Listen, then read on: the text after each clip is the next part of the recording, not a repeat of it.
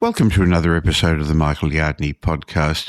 While we regularly talk about property on the show, today I want to discuss something different, but what I think is just as important for success in property and investing in all areas of your life, and it's the fascinating world of investment psychology.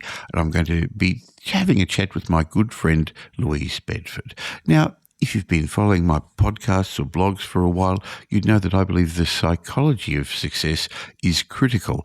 In other words, it's not just the facts and figures about property or the economy, but the way you think. And that's what Louise and I are going to talk about.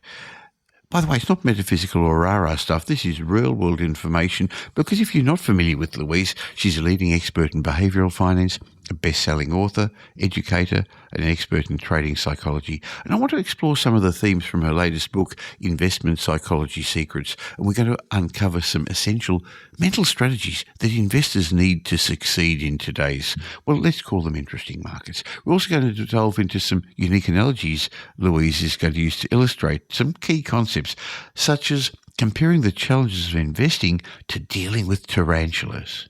What are we on about? Well, you're going to find out in a moment, and you're also going to learn about how that can actually help you understand your self-worth and investment success. So let's dive into the psychology of success with Louise Bedford. Welcome to the Michael Yardney podcast, where twice each week you will learn a number of new ideas regarding success, property investment, and money in around 30 minutes. Our show is brought to you by Metropole, who specialise in helping you grow, protect and pass on your wealth through strategic property and wealth advice. Now here's your host, Michael Yardney, Australia's authority in wealth creation through property, who has been voted one of Australia's top 50 most influential thought leaders. Investing isn't about just numbers and charts. It's about understanding human behaviour, managing emotions, and developing a mindset that can withstand the ups and downs of the market. And that's why I'm looking forward to my chat with Louise Bedford today, because I'd like to talk with her about psychological fitness that's required to navigate our markets, the ups and downs that the markets are going to inevitably give us. And I'm going to ask her to debunk some myths about positive thinking and reveal the surprising research that can drive you towards investment success. Hi, Louise. Oh, Michael, great to see you. It's been too long for us between our podcast and video recordings, even though as good friends we catch up with each other often. But I was really pleased when you gifted me a copy of your new book that I'd like to just get some background about. My new book. Yes, your new book, Investing Psychology Secrets. I know it takes a lot of work to put a book together. We've known each other for a long time, and I know you like to choose a word to focus your year ahead. You plan your year ahead. You're very clear that way. What's the word you chose for this year, Louise? Energy. I feel that everybody needs a theme because it makes you just feel like you're more dramatic and moving into the year with a lot of success-minded thoughts. So for me, looking at my energy, where I'm spending my energy, it is something that even though, even at the start of the year, you think you're going to continue on, we're moving right the way through the year now. But that word has really made a difference to me. Looking at where I spend my energy, where I invest my energy, and the areas that I need to back off from because they are an energy drain. That's interesting. Every year I start off with a to-do list, things I want to start doing, which I haven't done, to continue list, things I want to keep doing, but also, as you just hinted a moment ago, things you've got to stop doing, because if you keep doing the same as you did last year, you're going to get the same results. So I like that idea. Now, I know you invested a bit of your energy into writing a new book. You've written a number of books already, but you wrote Investing Psychology Secrets. How does this differ from your previous books, Louise? Well, this is primarily about the psychology of investors. So whether you are a trader of the financial markets, whether you're an investor in art, whether you do things to do with the property market, this is to do with the commonalities between effective investing principles and psychological resilience. Louise, I'm often asked what makes the big difference between the successful investors you see and the average investor, and it's not their knowledge, it's not their contacts. Louise, it's not even their income. In my mind, it's actually their psychology, the way they think. So I was really pleased when I heard this was going to be the focus of your book. I'm sorry I overspoke you, so please keep going.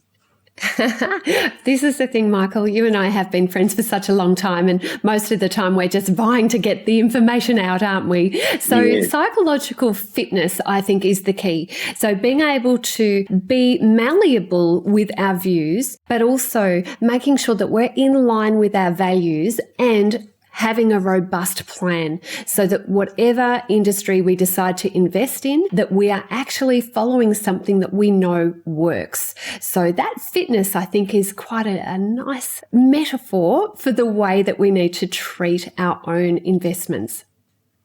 So how can investors develop psychological fitness? I mean, we are, whether it's in the share market, which is much more volatile than the property market, but even the current property market. I know you're an investor in both of those, as am I. The property market has the ups and downs, but there's also the media, which keeps scaring us, and the bogeyman's around the corner the whole time telling us to be wary. It is so true. And I think with all humans, it's so easy to slip backward, isn't it? Unless we have it at our forefront of our minds, unless we look at our environment and we make it success oriented. So what does it take for you to be a success? And Michael, I know you and I have discussed this between ourselves, but the success environment might mean where you can really do deep work, you can focus and you can have some silence to really do some thinking. It could be that you need a mentor, somebody to help guide you, a support mechanism of people around you that are also in the strive and in the hunt. And it might even be that you need that unreasonable friend that you talk about, just to niggle and prompt you. But also, I think it is to do with the resources that we absorb. So it's the books we read, it's the audios and the podcasts that we listen to, and it's the focus that we bring to the fore. Because if we get lazy with this, if we sit back and we think that all of these things will happen to us with that external locus of control, we are in a very shaky predicament. We need to know that we can control our own destiny. It comes from within, and we can influence exactly where we are right now and what can happen in the future. It's so easy to fall into negative sentiment. A couple of things that you suggested. You said you may need a mentor. I think it's impertinent to think you can do better on your own than others who've already moved to the next level. When I learned I can stand on the shoulders of my mentors, when I first started off, I had a bigger ego than I've got now and thought I don't need a mentor. And I guess I was also a little bit stingy, but I know you mentor people in the share market, and our team at Metropole help and give advice to people in the property market. How can one do it on one's own when there's so many opinions? So I think it's also very important, though, Louise, to find out who should be your mentor, because everyone's got an opinion, but they don't always have a right to tell you what to do they? It's so true. And when you're looking for a mentor, some of the things that you should be able to apply, like a checklist, is are they a success in the field that you want to be involved with? Because if they're not, they're going to be treating you in a way that is not going to bring about the best results for you. And also have a look whether they've mentored people in the past. Make sure that they have got that experience and that they have your best interests at heart as well. So you can have mentors via a book, for example, where they don't even know that they're mentoring you, but probably a more direct way is to get somebody to actually shine a light into your blind spots so that you can be aware of the things that you need to improve, and somebody has pointed that out to you.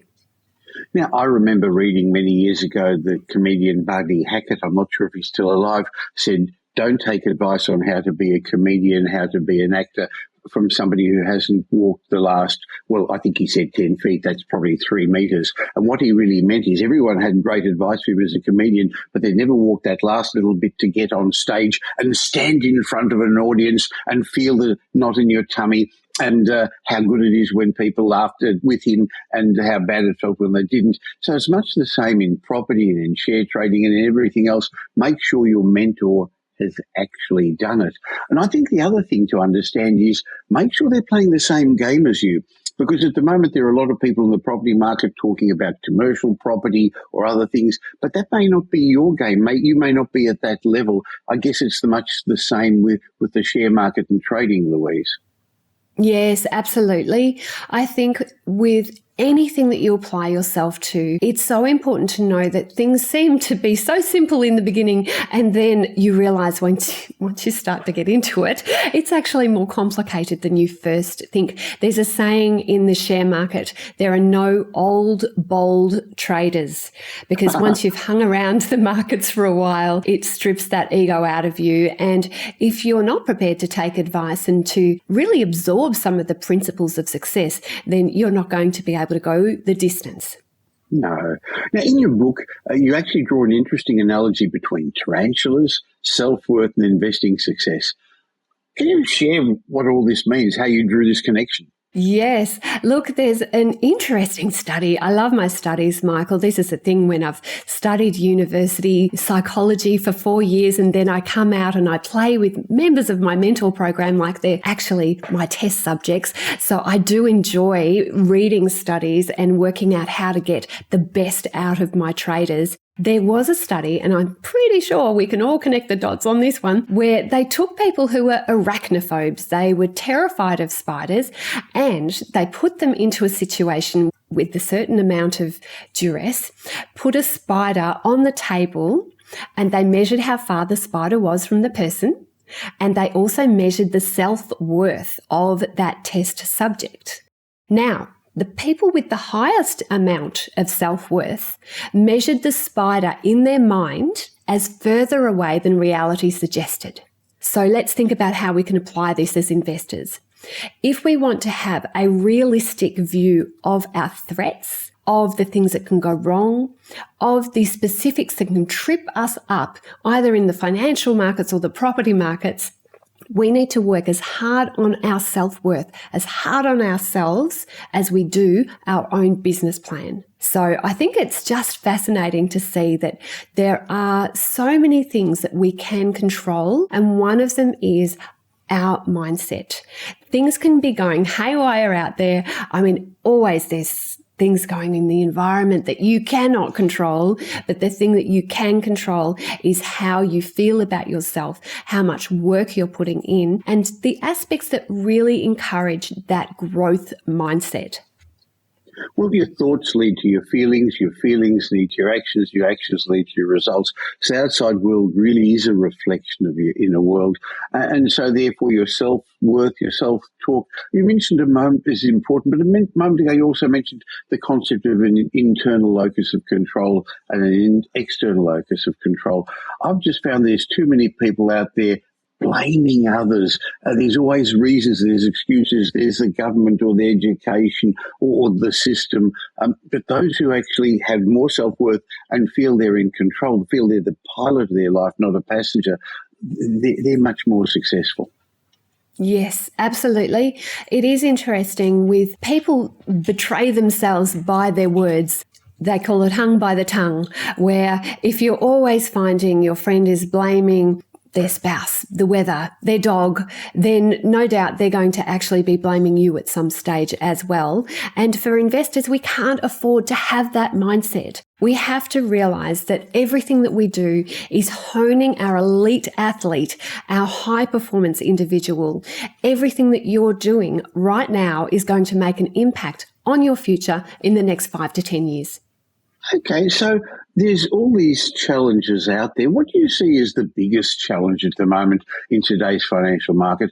And then maybe you could also then explain how this psychological resilience that you're talking about could help address these challenges, Louise. There are a lot of challenges at the moment, Michael. It is interesting, though, that often when we think these are new challenges, if we look back over time, these challenges have been with us forever. The biggest one that people are facing at the moment is technological fragmentation. So we are thinking, because we have got so much information and there are so many sources we could draw from, we are thinking that we can take all of that in and end up a coherent version of ourselves. In actual fact, we have to put our blinders on. We have to be very careful about the news that we're listening to, the signals we allow in, and also the people that we are letting in to our inner circle. That fragmentation can make such a schmozzle out of a beautiful trader, a beautiful investor. And another aspect that is one of the challenges that we're facing is that we think we are alone. We think that we're the only ones able to do this for ourselves and for our family. And it blocks us off, it isolates us, and it means that we don't look for solutions to people who've already found the answer to our problems. So I think we need to remember that there is some research that says isolation, if you do isolate yourself the way that we all are since the pandemic, we have all become much more introverted. That is a proven fact with the scales that people are using to measure introversion and extroversion. If you isolate yourself, that is more harmful to your health than smoking a packet of cigarettes. Now, this is something that is not only for our investing future, this is our actual health. So that is, I think, something we need to be aware of. Write a card to a friend, put yourself out there, add a compliment in as a goal to give a compliment every day to somebody. Tell somebody who's helped you in the past, I really appreciate you. Do something to get yourself out of yourself, out of your own little binocular tunnel vision of your life so that you can invest and connect and be with people who care for you. Okay, well, you talked a lot about psychological resilience, Louise. Maybe you could share a personal experience where it's helped you in your investment journey to help our viewers and our listeners understand what you're getting at. Michael, I am going to include a story that is very personal and that you played a part in. Now, the reason I wrote my new book, Investing Psychology Secrets, is back in 2019, I was with my daughter. We'd decided to go on a cruise and it was so much fun. She was 12 years old at the time, my little Ash, and I knew that I wasn't well and I lost my voice, but this was different. I lost it in a way that my entire throat felt like there was no connection. I had never had a situation where it was so open before. I'd had trouble with my voice for years, but there was never a feeling like this in my throat. And Ash had to get us home, being 12 years old, explaining to taxi drivers, booking hotels, trying to get us home. And I had, as you know, Michael, because you were so kind during this period, I had 9 months where I could not even make a sound. There was no ability to get any sound, not even a hum, out of my voice box. It was unfortunate that one side of my throat had collapsed, and without that vibration with vocal folds, it means that you can't actually get any sound. It took me 2 years to be able to speak again. I still do speech therapy every day. I have had to be very diligent with my own health. At that stage, Michael, I have to say, I just was so grateful that I was already a full-time trader. If I had have had a real job or a standard role, I would have been totally in a box. It wouldn't have been able to be possible for me to work a normal role. Whereas trading the markets, investing in property with you, Michael, and also being able to research my own problem to find out what can I do to improve my mindset, but that can also have a byproduct of improving my trading results and my property results. So that was the culmination of mindset. I lived by the principle that the Ovid philosopher said, someday this pain will be useful to you. And during all that time, Michael, you stood beside me. You wrote me emails, you sent me videos, you checked on me, you made sure that I felt as good as I could under the circumstances, and you helped me to visualize a future where I may not be able to speak again. And I'm so grateful that you're in my life, my friend. Thanks. I really appreciate that. Now, people are seeing you here, hearing you here, and you sound fantastic. But I know underneath all that, still, you had to prepare. You weren't going to speak for a while before. You won't speak for a while afterwards. When we catch up socially, we've got to hide in a quiet corner somewhere. So, therefore, your resilience has got you through. In some cases, it would have been easy just to to pack up and give up, but I'm really, really glad and pleased you didn't. Thank you for sharing that story. If we look at the world in general at the moment, most of us are connected 24/7 to a smartphone. I know I've got it next to my bed. I do the wrong things. I actually look at it before I even get out of bed in the morning. I have it with me when I watch TV with Pam, and I sometimes sneak a little peek there. How do you see the impact of social media affecting us as investors and on our psychology? Look, the difficulty with social media is not only FOMO, which is fear of missing out. It's also where we rate ourselves in terms of our comparison. Now, there are two types of comparison. There's upward comparison and there's downward comparison. If you are looking to motivate yourself and you have good self-worth, you can always look to somebody just a bit further ahead of you, and it can be motivating as heck. However, if your self-worth is compromised and you're looking at the people who have achieved more, maybe they're sending... No, Louise, they haven't achieved more. They're pretending they've achieved more. They're showing off. You see the highlight reels. You don't see all the bits on the cutting room floor. So that's, I think, one of the things. It's too easy to think, look what they've got and I haven't. It's true. It can be that way. But sometimes there are people genuinely who have gone down that road further. So if you can develop your self-worth to the point where you can emulate them and you can enjoy their success, you can cheerlead them, then that is a wonderful thing. And we do have to be careful about where we are at personally. And then, of course, there's downward comparison. So this can also take those two forms. One is positive, where you're saying, what can I do to help people following me? And that is a beautiful thing. But the other is negative. And that is where we compare ourselves to people who are not where we are. And we go, wow, I'm so damn great. And our ego gets totally out of whack. I think with social media, this is what we're dealing with. We have to make sure that, firstly, we limit our ability to have this input, because that can be noise. And secondly, that we are genuinely aware whether our upward and downward comparison is taking a positive or a negative concept when it comes to our personal evaluation. Interestingly, Louise, we've got a joint friend, Tom Corley, who studied the habits of the rich and the poor. And when he came to Australia, and I mentioned the tall poppy syndrome, where if some people are successful, there's always those on social media who try to knock them down. He didn't even know about that. There's no tall poppy syndrome in America. There, if somebody does well, they applaud them, they want to emulate them, they want to be like them. But unfortunately, here in Australia, that's not always the case, is it? It's so true.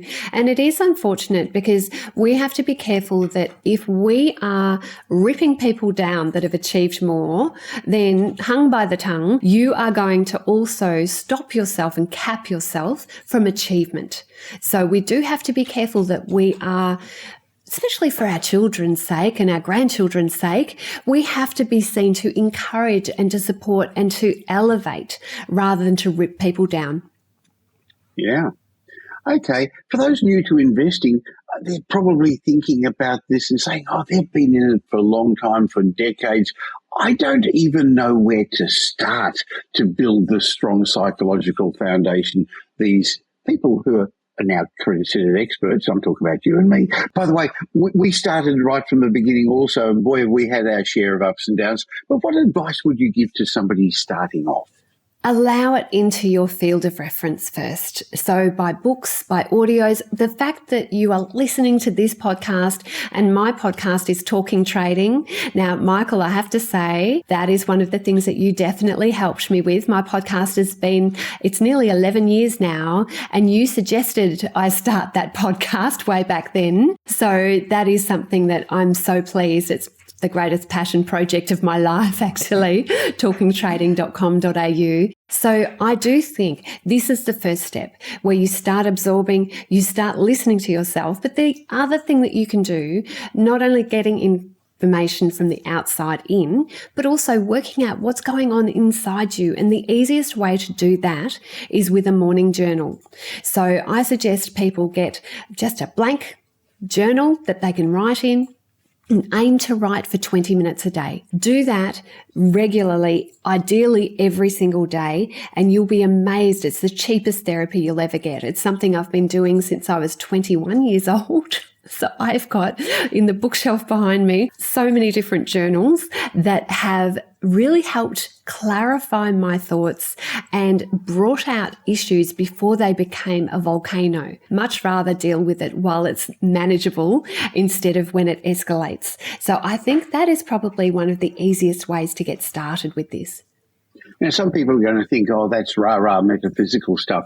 But when you have been coaching in your mentoring program so many successful people, and I've run a mentorship program and deal with a whole lot of very successful investors, I've been doing that for close to 2 decades now, helping others. It's a common trait that successful people do, this journaling. People don't know how to start or where to start. It doesn't have to be formal. Just put down your thoughts. It definitely does work. But some of the people listening to this, watching us today, are going to say, oh, they were lucky. It was easy for them. How important is luck when it comes to investing in your mind, Louise? Luckily, there are studies about all of these situations that can trip us up. So it's a matter of ferreting out those results. I'll tell you about a study about luck because I find this to be fascinating. Richard Wiseman, he conducted the study. It was about 20 years ago. He's got a great podcast also, even though it seems to be on pause at the moment. But look out for Richard Wiseman's podcast. Yes, very reputable. And he took a group of people that self-identified as either lucky or unlucky. And there were 400 people, so it's fairly large in terms of the study base size. And he said, what I want you to do is to go through this newspaper and count the number of photos that you see. Now, the lucky people, the people who self-identified as being lucky, they not only got the right answer 100% of the time, but they were also done in just a few seconds. Now, I'll tell you why in just a second, but have a think about what that could be. Why were the lucky people so fast and so accurate? Now, the unlucky group, they got a higher volatility with their results. Sometimes they were over the number, sometimes they were under, and it took them on average over 2 minutes. So seconds versus minutes, 100% accuracy versus volatility basically in the results. What do you think was the difference between those two groups? Now, if you are really saying to yourself that it is because the lucky people really are lucky, I will tell you what the difference was. On the second photo, they wrote in the study sample, they wrote, stop counting. There are 43 photos in this newspaper. You have finished. So the lucky people were more observant. They took in detail. They had a broader perspective instead of just insanely counting photos because that's what they were told to do. They didn't suffer from target lock, where you see the end result and you have to be focused in just on that result. That's how actually in the army, they say that's how planes crash. So that broad perspective, that looking at all of the information, exposure to a variety of different inputs, we can use that as investors. Don't just isolate yourself talking to property investors if you're a property investor. Talk to a variety of different investors. Make sure you have that fast versus slow thinking, as Daniel Kahneman, the Nobel Prize winner who's just passed away, talks about. Have that slow thinking. You don't have to do everything immediately. You don't have to do it on gut feel. You can cast a broader net and get a better result. Now, Michael, I'm curious about your thoughts. Do you think that luck is a real thing?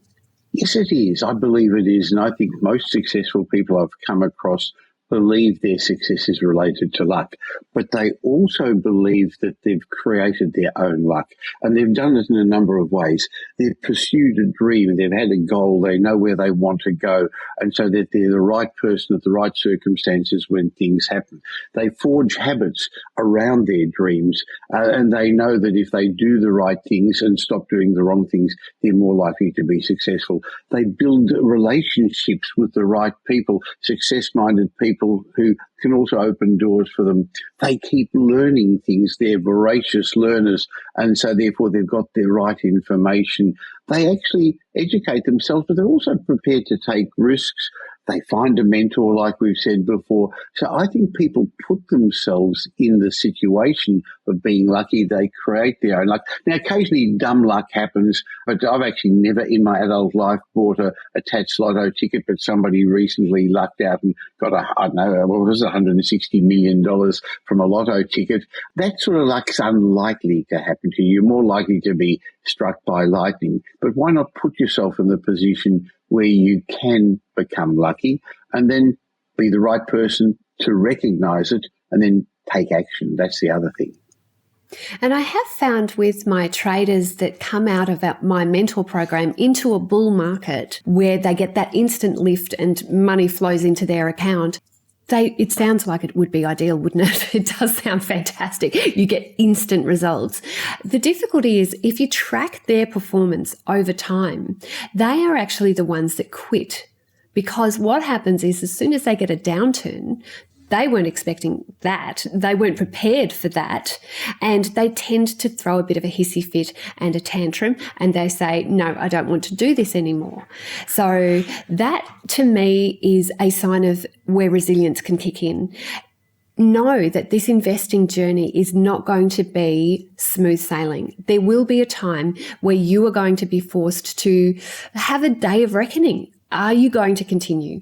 Is this something you want your future to reveal for you? Or is it something that you're just going to say, no, it's too hard, I must move on?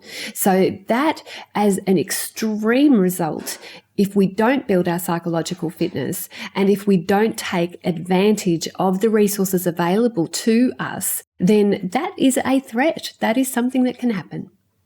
Well, interestingly, in the property field, we had a massive boom in 2020 and 21 when interest rates dropped after we felt more comfortable after COVID, and almost every property went up 20%, secondary properties, poor locations, regional markets. But it was also a time when there were a whole lot of new buyers agents out there and investors thinking they were so clever. I wrote a blog about this a while ago, and I'm sure I offended some people when I called them lucky idiots, because it really wasn't anything to do with their skills. It was more related to being at the right place at the right time and not even necessarily recognizing it. But I do agree that in principle, luck is important, but you've got to recognize what sort of luck it is, Louise. Love it. Okay, there's also, well, you and I spend a lot of time talking about the psychology of success, and we should actually spend a whole podcast talking about this. I'm almost scared to ask you the question because you could spend an hour sharing this, and it's really critical. But it's about our biases. We think we're rational human beings, but in fact we're not, especially when it comes to money. So maybe we could have a quick overview on that, and then could we catch up another time and talk about the biases we must be aware of when it comes to investing? Oh, yes, you're right. This is a very extensive field. I'm going to bring it down to 2 or 3 perhaps. So one of the biases that I think almost everybody can recognize is the arrival bias. It's called the arrival fallacy. So we think to ourselves, and I'll give you an exact example. When I had my first child, people said to me, when are you going to have a second child? Oh, come on. I've just had a baby. So a lot of people think that happiness is tied to an event in their future. Now, that is a difficult time because we like to think of ourselves in the future as having it all together, as knowing what we need to know, and as being more resilient and more in control. But actually, if we are pinning all of our hopes on arriving at a particular point, I'll be happy when I buy my 3rd property. I'll be happy when I ditch my spouse. I'll be happy when I get married. These are warning signs. There is no point in pinning all of your hopes on that one event, because we have to claim happiness now. And I think that is something that we really do need to be aware of. If you're not happy now, then what are you going to do? What actions are you going to take to get you out of that layer of funk? That is something that you can affect your future with, but actually you can change today. And another bias, which I think is very prominent in the property field, is the endowment effect. Now, the endowment bias is where you think because you own it, it is just so good and it is really worth so much more than market value would dictate. I'm sure you've seen that, Michael, if somebody owns their own house and they think, oh, I should be able to get $4 million for that, and the market doesn't want to give them so much time, effort, emotion into it, Louise, that they don't think rationally. It is also us being aware of these situations so that we can combat that within ourselves. We can say to ourselves, am I in this state at the moment? Is this something that I'm not seeing the big picture? Because if we can do that, our end result and our objective will be achieved much more quickly. Definitely. So there's lots of biases. There's so many more. I think it's fascinating because, again, as I said, most of us don't think rationally when it comes to money or investing, and it affects us even more so, I think, in your field of trading than in property. So let's have a session about that separately. In trading, as we said a moment ago, the markets are a little bit more volatile, so some people suffer a loss. But interestingly, I had somebody leave a question and property update in the comments section that they'd bought an off-the-plan property in what was probably a good suburb of Melbourne, but because they'd overpaid and bought it at the wrong time, they'd actually made a significant loss, hundreds of thousands of dollars. So it still does happen if you buy the wrong property in Australia. If people have suffered a big loss, how should they overcome it? Because that would be putting you off. That would scare you. I'd think, well, I don't want to get on the horse again. I don't want to ride again. It's so true. And a lot of what we're talking about here is unprocessed feelings, things that we haven't really been able to add a structure around. So I really would suggest that people investigate the morning journal, but in a specific way. And I'll give you scientifically backed information on this. James Pennebaker did research on this, and he looked at trauma. He had university students involved, and all of them had had some level of trauma in their life, varying degrees. He got them to write about it, and the first part of the experiment was write as much as you can about this trauma. And there were tears and gnashing of teeth because it is very difficult to overcome our own emotional fixation. We believe we're the result and that it can be something that will haunt us forever. So first of all, get all of your feelings out into that morning journal. Mm-hmm. And then the next step is the next day or the next week. A lot of people do this over a 4-day period. Then write about things that you didn't write about the first day. All of the feelings that you didn't cover yet, so that every single thing is out of you. The third day or the third period, whenever you decide you can face it again, is to look at what did you do differently? What would you do differently if you had your time over again? So what are the lessons that you learned? What are the things that you wouldn't repeat? What are the things that you can derive as a result of that traumatic experience? Now, it's very difficult, for example, to do that if you think it's a freak occurrence. However, there are still lessons. One of the lasses who did this experiment, she was crossing the street. Her best friend was crossing the street as well. They got hit by a car. Her best friend died.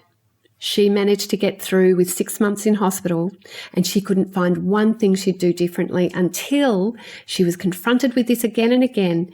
And the thing she should have done differently is, even though she was at the crossing, she really should have checked for cars. So there was a lesson even in a freak occurrence. And day 4 is looking into the future. What lessons are you willing to take with you? Is there anything out of that trauma that you want to bring with you? And if there isn't, what are you prepared to ditch? Now, this is a formulaic way of getting each day to have less negativity. So eventually you are working through that process. I take you through it in my Investing Psychology Secrets book, but you're working through that process so that there's less and less of a hold that negative aspect can have on your future life. Now you mentioned your Investing Psychology Secrets book. Where can people get it? Come and visit me at tradinggame.com.au, my website. I've got a limited number available currently because it is barely even on the market. So it is just getting to the point where it's going to be everywhere, splashed everywhere. But in the lead up, come and visit me, tradinggame.com.au. Make sure you grab a copy from the shop, but also register your details because I can give you a free trading plan template and my Trading Made Simple e-course. So they are the things that will help you not only do well in the share market, but also in the property market and any other investing that you would like to get involved with. And the other place you can find me is talkingtrading.com.au. Talking Trading, because we have Michael on as a guest as well. You are on our expert panel, Michael, and I've loved the interviews we've done with you. I'll leave things in the show notes. And, of course, anyone who's a podcast person should go to wherever they're listening to this podcast. But people are probably watching this, listening to this and saying, oh, she's so inspirational. She's so positive. Is it important to stay inspired? And how can we do this considering all the challenges we keep experiencing? Yes, inspiration is so important. Find somebody that you relate with. It doesn't even have to be in your field. I draw a lot of inspiration through sports people. How did they handle particular situations? But also podcasts like this. So, Michael, I know that I'll be releasing this episode onto my podcast, Talking Trading, as well. So, Michael, could you perhaps give people a little bit more information about you? How can people find you and what will they find when they come and visit you?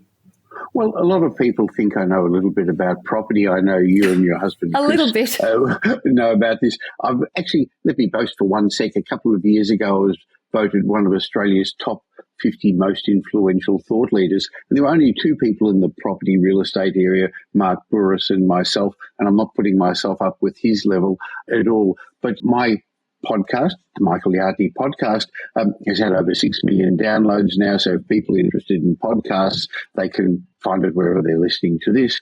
But my daily property update newsletter has a lot of information from a whole ream of experts, including you. There's your blogs there on the psychology of success, Louise.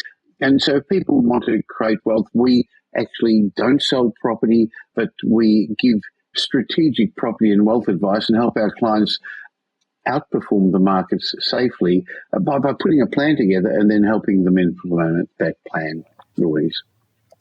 Thanks, Michael. And you are one of my dearest friends. You have stood by me through thick and thin. We've known each other for such a long time, there's no doubt. And the fact that professionally I've been able to utilise your services has meant a lot to me as well. So, Louise, thank you. I always enjoy our chats on a personal level and when I can get you onto my podcast. But I've actually, to be blunt, only started reading Investment Psychology Secrets while I've written 9 books. I don't think I've ever read 9 books in my adult life. I spend all day reading, all day studying, all day learning. But in fact, you've given me a physical book to read. It's been a long time since I've done that rather than the Kindle. So I look forward to digging into that, and I look forward to just honing my skills. And I think from what I've read so far, it really is for people at all levels. Who did you aim it at? Yes, it is. If you are already experienced as an investor, you will definitely pick up some gems. If you're a beginner, it will open up your entire world and you will see why psychological fitness is the key, Michael. Well, see, the thing is when people start investing in whatever it is, they think they need to do a million things. They need to know a million things. Usually there's only 2 or 3 or 4 in the field, but there's something that they've got to get right before to be successful. We kept saying that, but I'll say it one more time. It's your headspace. It's that mindset that you've got. But clearly that's something you can change. That's one thing you have control over, Louise, because there's lots of things one doesn't have control over.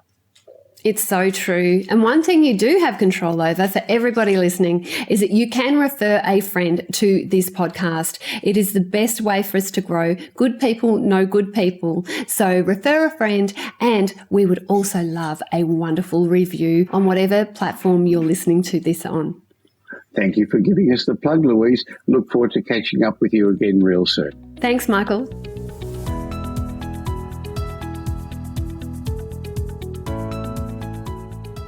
I always enjoy my chats with Louise Bedford. We think very similarly about the psychology of success, recognising that that's even more important than the data and the facts and the knowledge. If you got benefit from my chat, but don't currently follow or subscribe to this show, why don't you just stop for a sec if you're listening to this on YouTube, subscribe if you're listening to it on a podcast app. Please subscribe so twice a week you get the regular information that my great guests offer you. It wouldn't be bad if you left us a review as well. Now, as I mentioned a moment ago, it's really psychology that makes a big difference between successful investors and the average one. But it's hard to remain positive with all the negative news at the moment. There's also positive news if you go look for it. You've probably heard that month after month property prices keep growing. That's now since the beginning of 2023.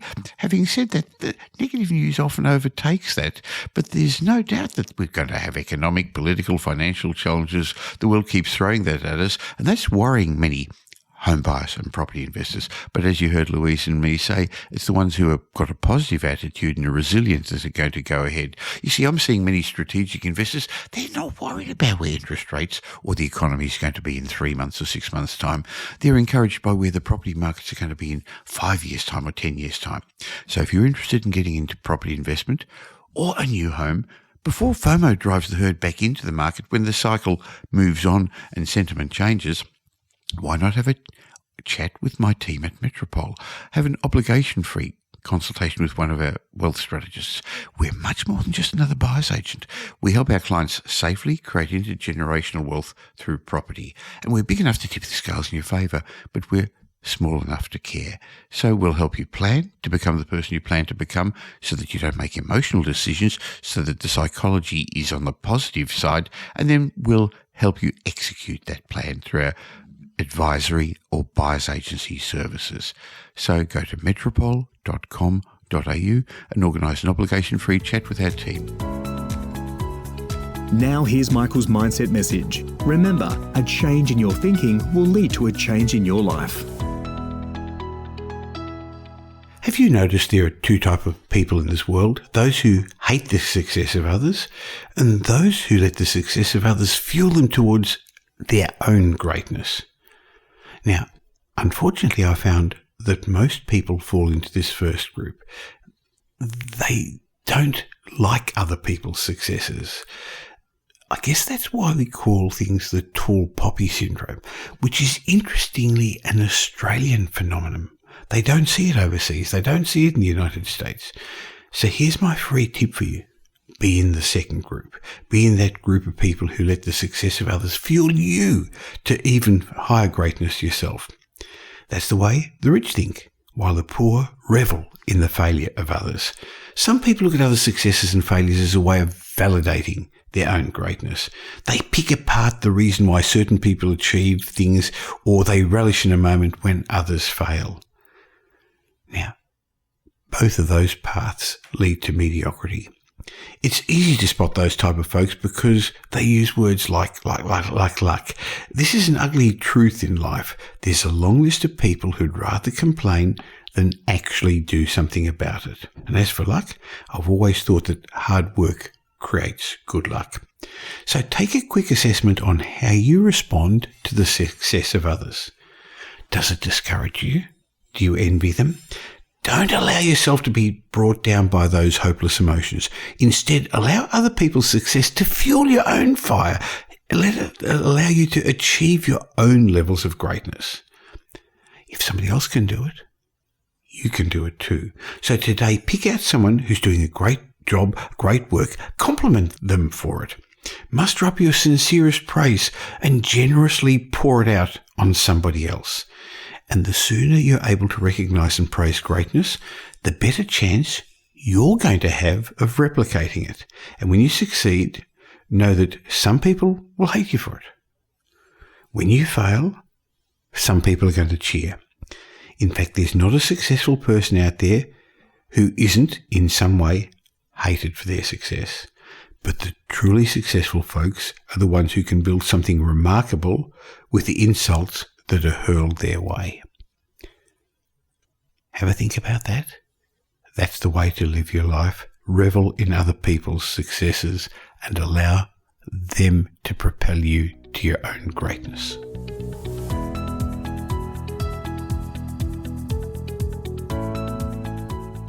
Well, thanks for spending the last little while with me, and I hope you got some benefit from this show. If you did, and you know somebody else who'd also benefit, please tell them about the Michael Yardney podcast. There's a share button on every podcast app.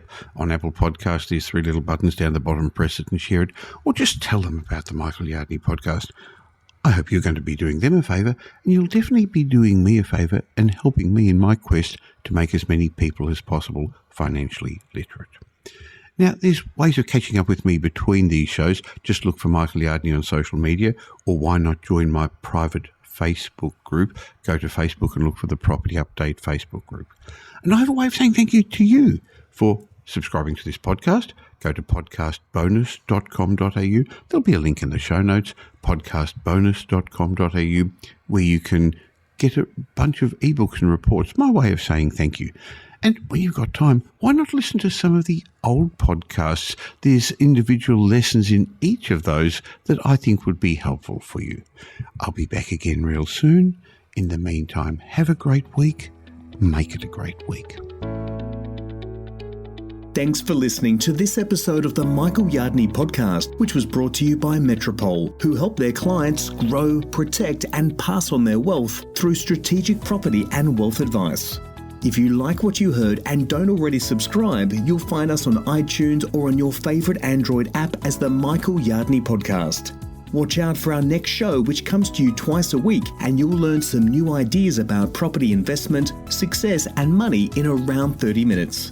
To get more of Michael's thoughts, go across to www.propertyupdate.com.au and sign up for his daily morning briefing, and you'll hear from not only Michael but a group of leading property success and money experts.